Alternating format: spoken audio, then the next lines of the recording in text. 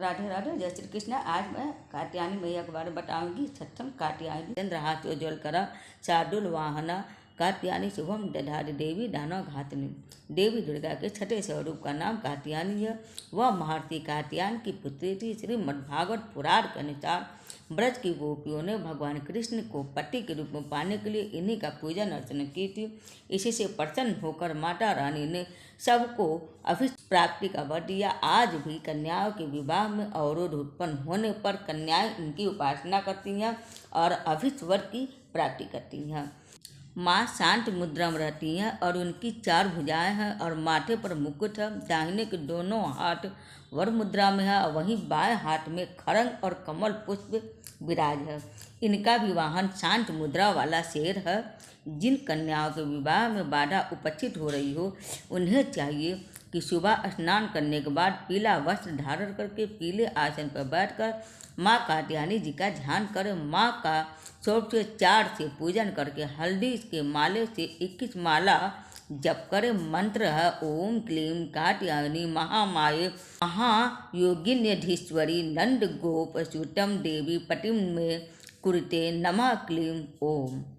इस मंत्र से निष्ठापूर्वक पूजन और जप करने से मनवांछित वर की प्राप्ति होती है। इनकी उपासना और आराधना से भक्तों को अर्थ, धर्म, काम और मोक्ष की प्राप्ति होती है। भक्तों के सभी रोग, शोक, संताप और भय नष्ट हो जाते हैं। इसके साथ ही माँ कात्यायनी की पूजा से भक्तों के सभी जन्म के पापों का नाश भी हो जाता है। माँ कात्यायनी का चित्र या यंत्र सामने रख कर लाल फूल से पूजन करें। यदि चित्र में यंत्र उपलब्ध ना हो तो देवी माता दुर्गा का चित्र रख कर निम्न मंत्र का 51 माला आप जप करें। इससे आपकी मनोकामना पूरा होगा और ईश्वर की प्राप्ति हो जाएगी। पहला मंत्र ओम ह्रीम नमः, दूसरा ओम देवी कात्यायनी नमः और तीसरा चंद्रहास्योज्वल करा शार्दूल वाहना कात्यायनी शुभम दधारी देवी दानव घातनी। माँ का पूजा सुबह शाम दोनों टाइम होता है और दोनों वक्त माता का करना बहुत ज़्यादा फलदायी होता है। शाम को गोधूली वेला में पूजा जो कन्याएं करना चाहती हैं मनवांछित वर के लिए वो भी गोधूली वेला में भी कर सकती हैं अगर सुबह नहीं कर पाती हैं तो, और नहीं तो सुबह जल्दी उठकर भोर में ही पूजा कर ले। माता का साधना गोधूली वेला में करने से मान्यता है कि इस समय धूप दीप गूगल से माँ की पूजा करने से सभी प्रकार की बाधाएं दूर हो जाती हैं और भक्त माता को 5 तरह की मिठाइयाँ का भोग लगाकर कुंवारी कन्याओं को प्रसाद में बांट दें तो माता उनकी आय में आने वाली बाधाओं को दूर करके व्यक्ति अपने मेहनत और अपनी योग्यता के अनुसार धन अर्जित करने में सफल हो जाता है।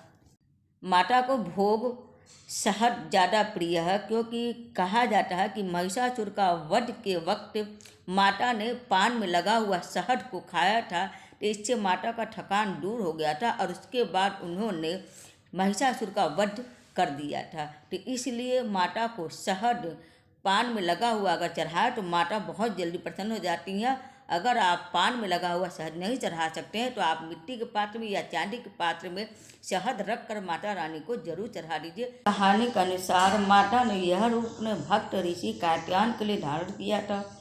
देवी भागवत पुराण में ऐसी कथा मिलती है कि ऋषि कात्यायन माँ आदिशक्ति के परम भक्त थे। इनकी इच्छा थी कि देवी उनकी पुत्री के रूप में उनके घर पधारे। इसीलिए ऋषि कात्यायन ने कठोर वर्षों तक तपस्या की। इनके तप से प्रसन्न होकर देवी इनकी पुत्री के रूप में प्रकट हुई। कात्यायन की पुत्री होने के कारण माता का नाम कात्यायनी कहलाया और सबसे पहले इनकी पूजा स्वयं महर्षि कात्यायन ने ही की थी। तीनों दिन तक ऋषि की पूजा स्वीकार करने के बाद देवी ने ऋषि से विदा लिया और महिषासुर को युद्ध में ललकार कर उनका वध कर दिया। इसीलिए इन्हें महिषासुर मर्दिनी के नाम से भी जाना जाता है। इनकी कथा सप्तशती के अध्याय में 2 और 3 में मिलता है। तो उम्मीद है आप सबको मेरा वीडियो पसंद आया होगा। हरे कृष्ण, हर हर महादेव।